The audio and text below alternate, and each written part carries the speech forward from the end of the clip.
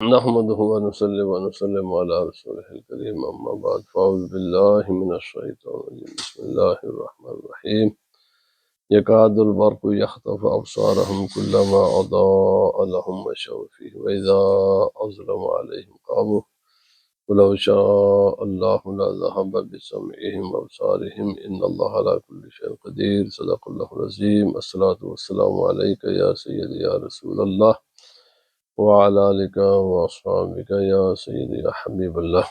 درس قرآن حکیم میں منافقین کے سلسلہ میں جو 13 آیات نازل ہوئیں، آج یہ ان کی آخری آیت ہے۔ اللہ پاک فرماتا ہے یکاد البرق یخطف ابصارہم، قریب ہے کہ قریب تھا کہ اللہ تعالیٰ ان کی آنکھوں کی بنائی کو لے لیتا، اچک لیتا، اور فرمایا یکاد البرق یخطف ابصارہم کلما اضاء لہم مشوا فیہ، جب بھی تھوڑی سی روشنی آتی ہے تو وہ اس میں چل لیتے ہیں، اور فرمایا کہ جب روشنی واپس چلی جاتی ہے تو کھڑے ہو جاتے ہیں۔ یعنی جو منافق ہے یہ شک کا شکار ہوتا ہے۔ جب اسلام کے فتوحات، اسلام کے دلائل، رسول اللہ صلی اللہ علیہ وسلم کے معجزات اور اسلام کے نتیجہ میں جو انسان کو دنیا میں اللہ تعالیٰ عطا فرماتا ہے تو پھر وہ اسلام کی طرف آ جاتے ہیں، اور جب مشکلات آتی ہیں، پریشانی آتی ہیں، مصیبتیں آتی ہیں، جہاد کرنا پڑتا ہے تو پھر وہ ٹھہر جاتے ہیں۔ یعنی وہ اسلام اپنی مرضی کا، اور جتنا انہیں سوٹ کرتا ہے اتنا تو وہ اس کو قبول کرتے ہیں، لیکن جو چیزیں انہیں سوٹ نہیں کرتی پھر وہ دوبارہ کفر کی طرف چلے جاتے ہیں۔ یکاد البرق یخطف ابصارہم کلما اضاء لہم مشوا فیہ، جب بھی روشنی آتی ہے تو اس میں چلتے ہیں۔ تو فرمایا اضاء لہم مشوا واذا اظلم علیہم قاموا، جب اندھیرا چھا جائے تو پھر کھڑے ہو جاتے ہیں۔ وَلَوْ شَاءَ اللَّهُ لَذَهَبَ بِسَمْعِهِمْ وَأَبْصَارِهِمْ، اگر اللہ چاہتا تو اللہ تعالیٰ ان کی آنکھوں کی بینائی کو، روشنی کو لے لیتا، اور ان کی آنکھوں میں ان کے کانوں میں سننے کی صلاحیتوں کو اللہ تعالیٰ ختم فرما دیتا۔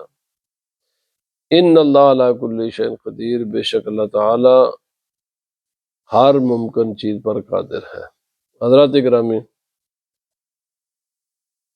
آج اس آیت کریمہ کے ایک تو یہ میں نے بہت سی باتیں پہلے عرض کر دی کہ منافقین 2 قسم کے تھے، گزشتہ درس میں نے عرض کی ہے، اور آج جو دوسری قسم کے منافق تھے ان کا ذکر تھا جو تذبذب کا شکار، شک کا شکار۔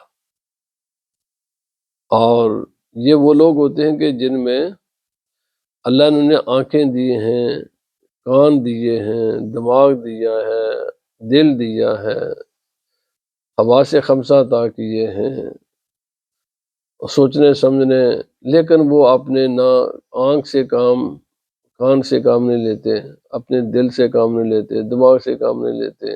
حالانکہ اگر غور و فکر کرتے کائنات میں تو وہ لوگ جان لیتے، حق تک وہ پہنچ جاتے، لیکن انہوں نے اپنے حواس خمسہ کو، اپنے دل و دماغ کو دنیاوی مفاد تک محدود کر دیا، جس کی وجہ سے ان میں سوچنے سمجھنے کی صلاحیتیں ختم ہو گئیں۔ حضرات گرامی، اس قرآن پاک کی آیت سے ایک بات دور حاضر کے اعتبار سے بڑی واضح ہوتی ہے۔ موجودہ جو مروجہ تعلیم ہے، بالخصوص سائنسی تعلیم، اگر انسان وہ اس تعلیم کو استعمال کرے معرفت خدا بندی کے لیے، حقائق کو جاننے کے لیے، اس کے لیے وہ استعمال کر سکتا ہے، لیکن وہ تبھی کر سکتا ہے کہ جب انسان کی نیت ہو، کیونکہ سائنس میں آپ بالکل یہ دیکھیں گے کہ یہ کائنات کا نظام ایک بڑے ہی منظم طریقے سے چلتا ہے، اور تمام سائنسی اصول اسی بات پر قائم ہیں۔ اب یہ تو بڑی آسانی سے انسان سمجھ سکتا ہے نا کہ یہ کائنات کسی حادثاتی طور پر وجود میں نہیں آئی، اور نہ ہی حادثاتی طور پر یہ چل رہی ہے۔ اس کو وجود بخشنے والی ذات بھی بڑی قادر بھی ہے، حکیم بھی ہے، عزیز بھی ہے، اور وہ مدبر بھی ہے۔ ساری خدا کی صفتیں انسان اس کے ذریعے جان سکتا تھا، پہچان سکتا ہے۔ لیکن جس کو یہ اس نیت کے ساتھ انسان ان علوم کو پڑھے، لیکن اگر اس کے مقصد ہی دنیا ہو، پیسہ کمانا ہے، لکشری لائف ہے، زندگی کی سہولتیں ہیں، تو پھر اللہ تعالیٰ اس پر سوچنے سمجھنے کی صلاحیت کے دروازے بند کر دیتا ہے۔ یاد رکھیں، کوئی بھی عالم دین سائنسی تعلیم کا مخالف نہیں ہے بھائی۔ سائنس کو اس نیت کے ساتھ حاصل کرنا کہ دنیا میں انسان یہ پیسے کمائیں گے، خوشحال زندگی گزاریں گے، اور اس کو سوچنے سمجھنے کی صلاحیت انسان میں نہ ہو کہ اسی کو ذریعہ بنائے معرفت خداوندی کا، ہر آسانی کے ساتھ یہ چیز معرفت خداوندی کا ذریعہ بن سکتی ہے، تو پھر ایسا علم، ایسی سائنس، ایسی ڈگری، ایسی تعلیم، یہ انسان کے لیے تباہ کن ہے۔ بالکل آپ ڈاکٹر بنے، انجینئر بنے، سائنٹسٹ بنے، جو بھی بننا چاہیں، لیکن اس کے ساتھ ساتھ غور و فکر بھی کرتے جائیں کہ یہ جب کائنات کی ایک معمولی سی چیز بھی بنانے والے کے بغیر وجود میں نہیں آتی، جب معمولی سے دفتر کا بھی نظام نظم و ضبط کے بغیر نہیں چل سکتا، تو اتنی کائنات کا بڑا نظام وجود میں لانے والے کے بغیر کیسے وجود میں آ گیا؟ اور کسی مدبر منتظم کے بغیر اتنے نظم و ضبط کے ساتھ یہ کائنات کا نظام کیسے چل رہا ہے؟ بھائی، حادثات، ایکسیڈنٹ روزانہ ہمارے آنکھوں کے سامنے ہوتے ہیں، اور ایکسیڈنٹ میں کوئی ترتیب نہیں ہوتی۔ یہاں پر موسم ایک سیٹ طریقے کے مطابق آتے ہیں، اور موسم بدلتے ہیں، سورج طلوع ہوتا ہے، سورج غروب ہوتا ہے، چاند طلوع ہوتا ہے، چاند غروب ہوتا ہے، ستارے آتے ہیں، ستارے جاتے ہیں، درختوں کے پتے نکلتے ہیں، درختوں کے پتے جھڑتے ہیں، فصلیں ہوتی ہیں، پھر فصلیں ان کو اگایا جاتا ہے، پھر انہیں کھایا جاتا ہے، پھر انسان کے جسم کے تمام اعضاء ایک ترتیب کے مطابق انسان پرورش پاتے ہیں، ترتیب کے مطابق ان میں قوت آتی ہے، ایک ترتیب کے مطابق یہ کمزور ہوتے ہیں، ایک اپنے وقت پر یہ ختم ہو جاتے ہیں۔ ساری کائنات میں یہ ترتیب ہے، یہ خود بخود ہو گئی ہے۔ تو اس لیے اللہ رب العزت نے فرمایا نا کہ منافقین کا جرم کیا تھا؟ انہوں نے اپنے حواس سے کام نہیں لیا، غور و فکر نہیں کیا، سوچا نہیں، ان آنکھوں کو، اس دل کو، ان کانوں کو، اس دل و دماغ کو، ان حواس خمسہ کو انہوں نے دنیاوی لذتوں کے لیے استعمال کیا۔ بس یہی جب انسان دنیاوی لذتوں کے لیے ان چیزوں کو استعمال کرے گا تو اللہ تعالیٰ سوچنے سمجھنے کی صلاحیت ختم کر دیتا ہے، اور اس کا وہ اللہ پاک ختم تب کرتا ہے جب انسان ان کو بیکار چھوڑ دیتا ہے۔ دوسری بات جو آج کا اہم درس ہے وہ اس آیت کریمہ کا آخری حصہ ہے، ان اللہ علی کل شیء قدیر، بے شک اللہ تعالیٰ ہر چیز پر قادر ہے۔ اس آیت کریمہ کو سمجھنا بہت ضروری ہے، کیونکہ اہل سنت و جماعت میں اور دیوبندی حضرات میں جو بنیادی اختلافات ہیں وہ ان اختلافات میں سے ایک اختلاف یہ بھی ہے کہ وہ حضرات اللہ رب العزت کے لیے جھوٹ بولنا ممکن مانتے ہیں اور اہل سنت و جماعت محال مانتے ہیں۔ اس لیے صرف ایک جھوٹ، جب ان کے اگر بات کو لے لیا جائے تو یہ بات صرف خدا تک، جو آرگومنٹ وہ کرتے ہیں نا کہ اللہ تعالیٰ ہر چیز پر قادر ہے، تو پھر تو یہ سلسلہ ایسا دراز ہوگا اور کوئی بھی اسلام میں کوئی بھی مفسر، کوئی بھی اس کی تشریح کرنے والا، وہ کسی نے بھی یہ یعنی اس بات کو، اس آیت کو اس بات کا دلیل نہیں بنائے کہ چونکہ اللہ تعالیٰ سب چیزوں پر قادر لہذا وہ جھوٹ بھی بول سکتا ہے، تو کل تو آپ یہ بھی کہہ سکیں گے نا کہ اللہ تعالیٰ زنا بھی کر سکتا ہے، کل آپ دوسری تمام برائیاں بھی خدا تعالیٰ کی طرف منسوب کریں گے۔ تو یاد رکھیں اس مسئلے کو سمجھنا ضروری ہے، اور یہ جو سمجھنے کی کوئی اختلاف ہی نہیں ہے اہل سنت و جماعت میں اور دیوبندیوں میں، کوئی اختلاف بات، یہ کوئی ذات کا مسئلہ نہیں میرے بھائی، ایمان کا مسئلہ ہے۔ ان کا عقیدہ یہ ہے کہ خدا تعالیٰ جھوٹ بول سکتا ہے، صرف بولا نہیں ہے، اگر بولے تو وہ بول سکتا ہے۔ اہل سنت و جماعت کا عقیدہ یہ ہے کہ خدا تعالیٰ جھوٹ پر قادر ہی نہیں ہے۔ اب میں بتانے لگا یہ مسئلہ، سنیں اس کو توجہ کے ساتھ۔ مسئلہ یہ ہے کہ کائنات میں وجود تین طرح کے ہیں، ایک ہے واجب الوجود، ایک ہے ممتنع الوجود، ایک ہے ممکن الوجود۔ یہ مسئلہ یاد رکھیں اچھے طریقے سے۔ واجب الوجود اللہ رب العزت کی ذات ہے، وہ واجب الوجود ہے، اس کی صفات ہے، اور ایک ہے ممتنع الوجود، ایک وہ جس کا وجود ہونا ضروری ہے، اس کا نہ ہونا محال ہے، اور ایک ہے جس کا نہ ہونا ضروری ہے، اس کا ہونا محال ہے، جیسے شریک باری تعالی۔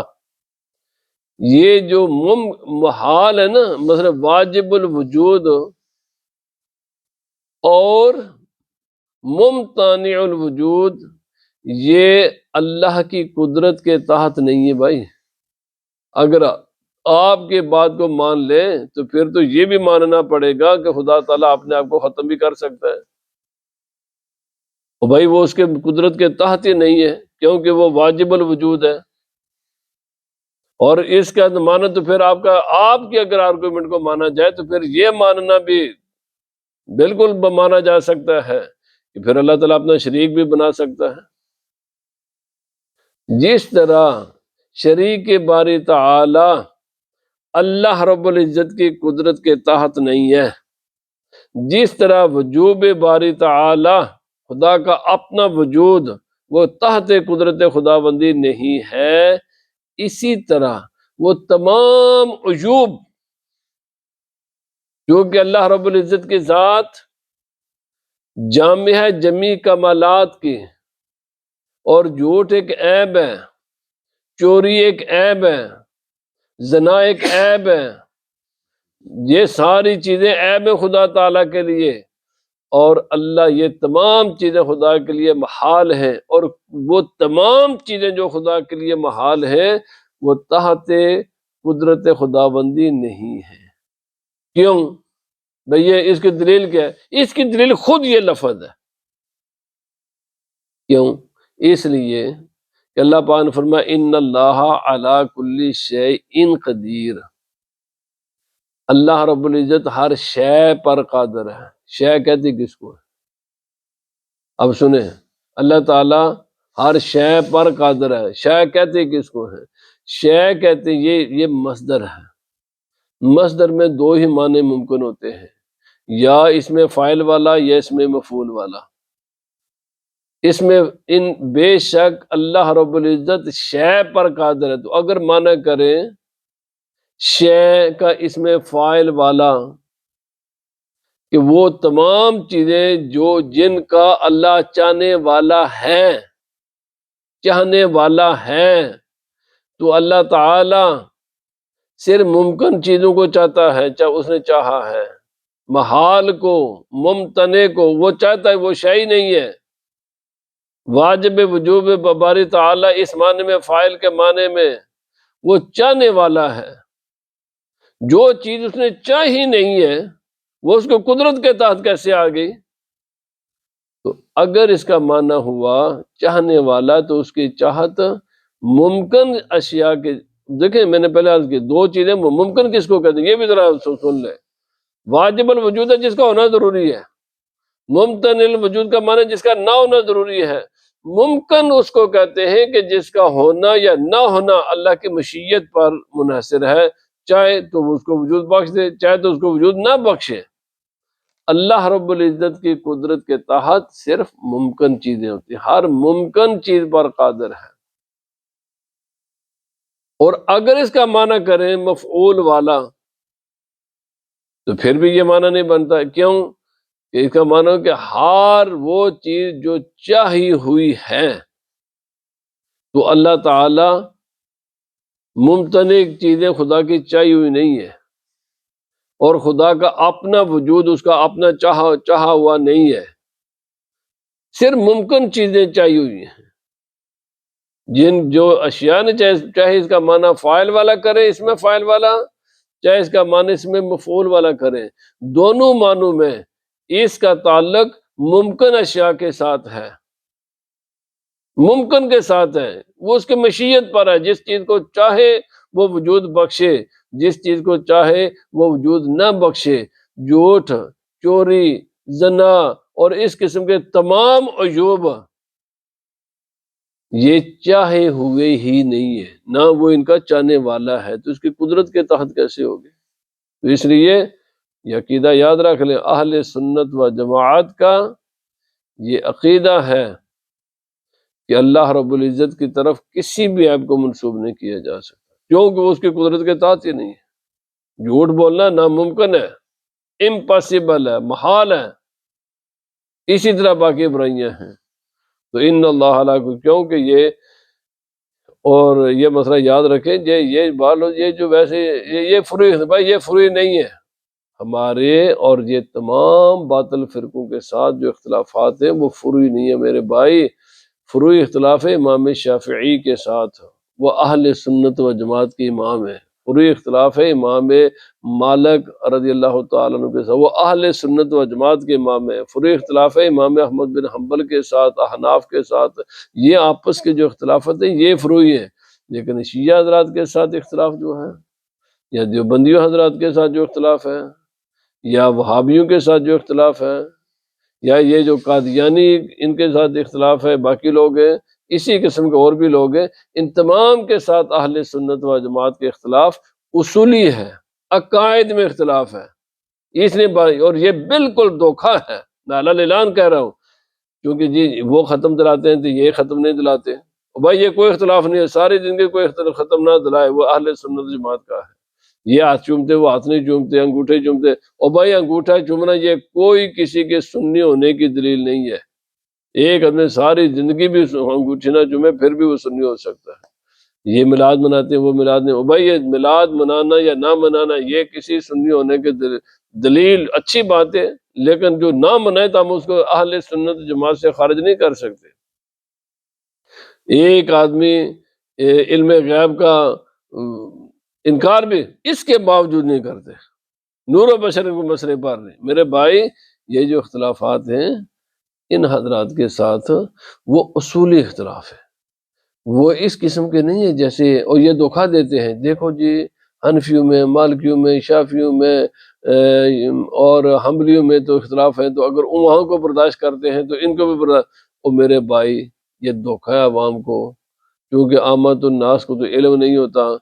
اہل سنت و جماعت کا اختلاف تمام مذاہب باطلہ کے ساتھ، جن کو کہتے ہیں نا مذاہب باطلہ، ان کے ساتھ اصولی اختلاف ہے، فروعی اختلاف نہیں ہے۔ فروعی اختلافات میں نے عرض کر دیا، یہ سارے کے سارے لوگ جن کا میں نے ابھی ذکر کیا، یہ جو فقہی اختلافات ہیں، فقہی اختلاف جو ہوتا ہے نا وہ فروعی اختلاف ہوتا ہے، جو عقیدے کے اختلاف ہوتا ہے نا وہ اصولی اختلاف ہوتا ہے۔ ان کے ساتھ ہمارا اختلاف اصولوں پر ہے، وہ انہی میں سے ایک یہ ہے جو میں نے ابھی مسئلہ کیا، اور بھی ہیں نبوت کا مسئلہ بھی ہے، وہ یہ کہتے ہیں کہ نبی پاک صلی اللہ علیہ وسلم کے بعد نبی کا آنا ممکن ہے، دیوبندیوں نے یہ ممکن ہے، ہم کہتے ہیں نہیں ممکن بھائی، امپاسبل ہے، محال ہے۔ وہ کہتے ہیں خدا کا جھوٹ بولنا ممکن ہے۔ بھائی یہ کہاں کا مسئلہ آ گیا ہے؟ دیوبندیوں کے نزدیک خدا کو انہوں نے اپنے کتاب میں لکھا ہے، خدا بولتا تو نہیں ہے لیکن بول سکتا ہے۔ ہم کہتے ہیں نہ بولتا ہے، نہ بولا ہے، نہ بول سکتا ہے، محال ہے۔ کیوں؟ کہ یہ عیب ہے، اور عیب خدا تعالیٰ کے لیے محال ہے۔ تمام عیوب اللہ رب العزت، تمام عیوب سے وہ پاک ہے، سبحانہ و تعالی عما یقولون علوا کبیرا، اس کی ذات بہت بلند ہے ان عیوب سے، وہ پاکیزہ ذات ہے، تمام خوبیوں کی مالک ہے وہ۔ اس کی طرح الحمدللہ رب العالمین کا معنی یہ ہے کہ وہ تمام خوبیوں کا مالک ہے، اور یہ ساری چیزیں عیب ہیں۔ خود سبحانک اللہم و بحمدک کا معنی یہ ہے کہ وہ پاک ہے۔ کس سے پاک ہے بھائی؟ اپنے شریک سے پاک ہے۔ کس سے پاک ہے؟ عیب سے پاک ہے، وہ جہل سے۔ اچھا اگر یہ ان کے بات مانی جائے تو پھر خدا کے علم کی نفی بھی ممکن ہو جائے کہ وہ جہالت پر قادر ہے۔ اچھا اگر خدا تعالیٰ کے علم یہ اسی بات، تو پھر عجز بھی ثابت ہو جائے گا، وہ اپنے آپ کو عاجز کرنے پر بھی قادر ہے، اپنی قدرت سلب بھی تو کر سکتا ہے نا، پھر وہ عاجز بھی ہو جائے گا، وہ جاہل بھی ہو جائے گا۔ اگر یہ ایک ان کی بات مانی جائے تو پھر خدا تعالیٰ کی بہت سی صفات ہیں کہ جن کی نفی ممکن ہو جائے گی۔ تو یہ مسئلہ میں نے وضاحت کے ساتھ عرض کر دیا۔ مزید علماء اہل سنت کے ساتھ اگر کسی کو سمجھ نہ آئے تو وہ سمجھ لے یہ مسئلہ، جب تک یہ مسئلہ حل نہیں ہوتا، دیوبندی حضرات اس مسئلے کو کلیئر نہیں کرتے، اپنی کتابوں سے ایسی عبارتوں کو نہیں نکالتے، اس وقت تک دیوبندیوں کے ساتھ اتحاد ممکن نہیں ہے، کیونکہ یہ چیزیں ان میں موجود ہیں، ان کی کتابوں میں موجود ہیں، اور یہ ساری چیزیں ان کو درست یہ سمجھتے ہیں۔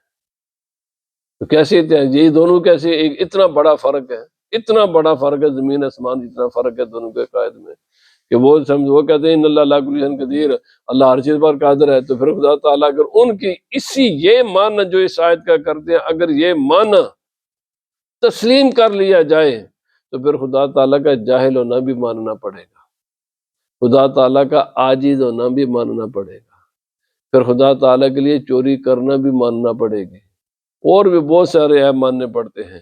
میرے بھائی یہ سب کی سب چیزیں کفر ہے۔ کفر اس کس چیز کا نام ہے؟